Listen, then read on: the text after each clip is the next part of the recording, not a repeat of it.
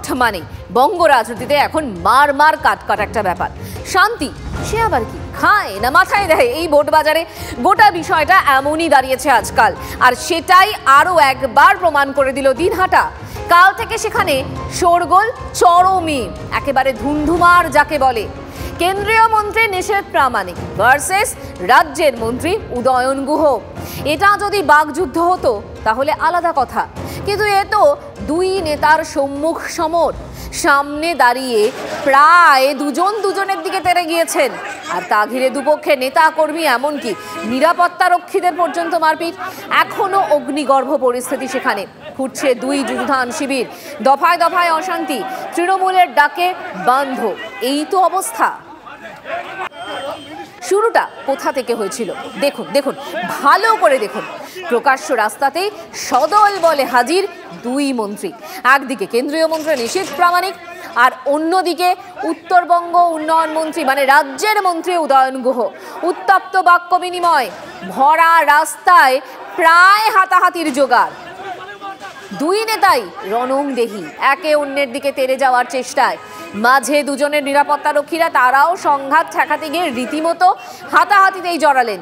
নিরাপত্তা রক্ষীরা কেন্দ্রীয় মন্ত্রী নিশীথ প্রামাণিককে কোনো মতে গাড়িতে ফিরিয়ে নিয়ে যাওয়ার পর তার কনভয় বেরিয়ে যায়।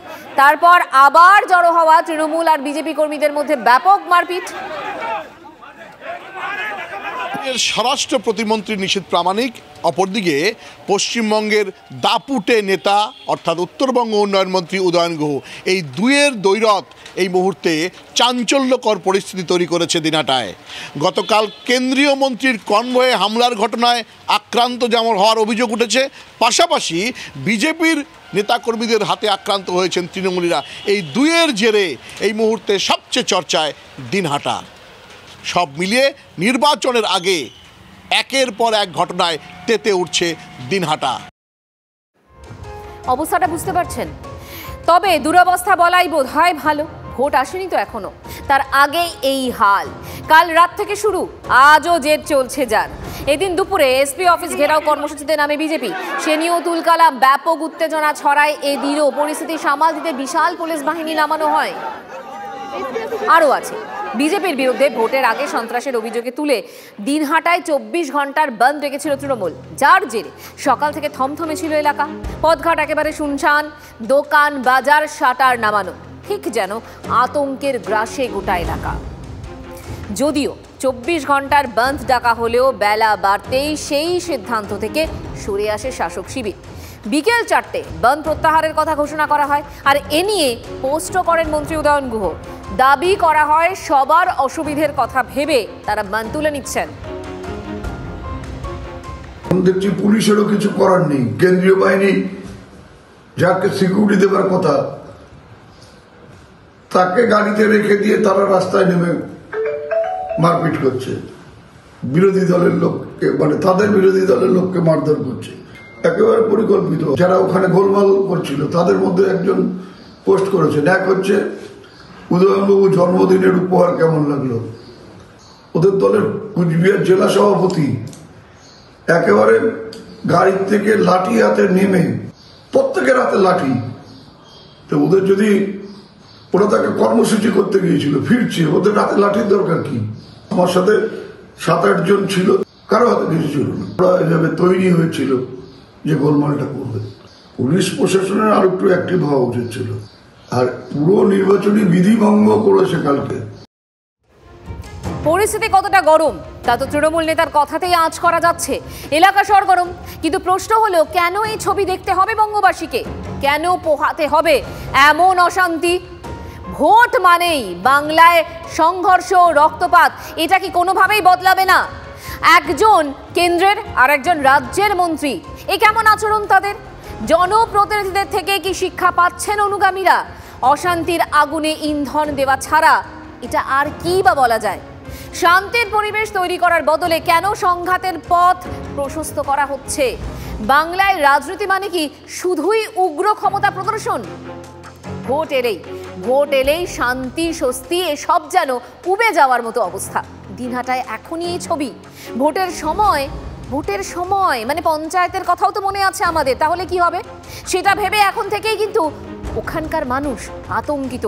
অবস্থা এতটাই উত্তপ্ত সেখানে যে সেটা সামাল দিতে গিয়ে কাল মাথা ফাটে এসডিপিওর। পরিস্থিতি নিয়ন্ত্রণে আনতে হিমশিম খায় পুলিশ। তৃণমূল বিজেপি দুপক্ষই দুষছে একে অপরকে, কিন্তু তা বলে ভরা রাস্তায় হাতাহাতি করবেন জনপ্রতিনিধিরা? বঙ্গ রাজনীতি আর কত কি যে দেখাবে। উদয়ন গুহ কোচবিহারের সব থেকে বড় গুন্ডা। সেই উদয়ন গুহ সেখানে মারামারি করলো, নিজের জন্মদিনের পার্টি করছিল। জানি না এরা মানে জন্মদিন কেন এইভাবে পালন করে রাস্তার উপরে। কি মহান কাজ করেছে দেশের জন্য আমার তো জানা নেই। এত মহাপুরুষ হয়ে গেছে জন্মদিন পালন করতে হবে। এবং তারপরে বিজেপির কর্মীদের উপরে হামলা করে, গাড়িতে হামলা করে। এখন মামলা আবার উল্টে বিজেপির কর্মীদের। ওখানকার এসপি তৃণমূল কংগ্রেসের দলদাস হয়ে কাজ করেছে। এসপিকে উদয়ন গুহ উঠতে বললে ওঠে, বসতে বললে বসে। এই এসপি দিয়ে নির্বাচন সম্ভব, নিরপেক্ষ এসপি দিয়ে ভোট করে। যারা অপরাধ করেন তাদেরকে প্রার্থী করেন, তাহলে এই ধরনের অপরাধ হবেই। যেটা কোচবিহার দিনহাটাতে হয়েছে তারা করেছেন, যিনি প্রার্থী তিনি করেছেন।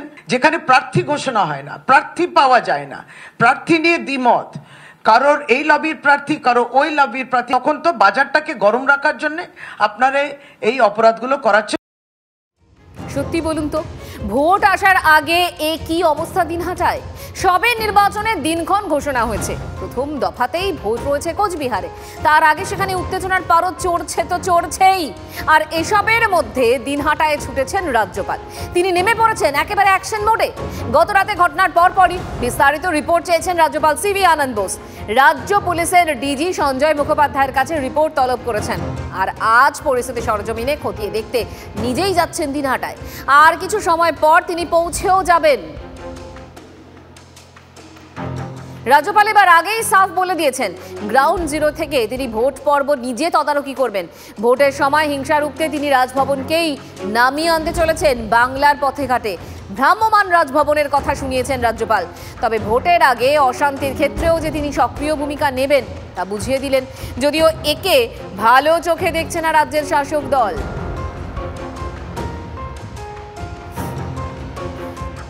That shows political climate is not good there. I will not interfere in the activities of the Election Commission. I have sought report from the DGP. Waiting for the report. Response I have received. We cannot allow violence to take place during election. Violence was there during the last Panchayat election. It should not happen again. That has been a commitment. I will be in the field wherever violence takes place. রাজ্যপাল বড় বড় কথা বলছেন।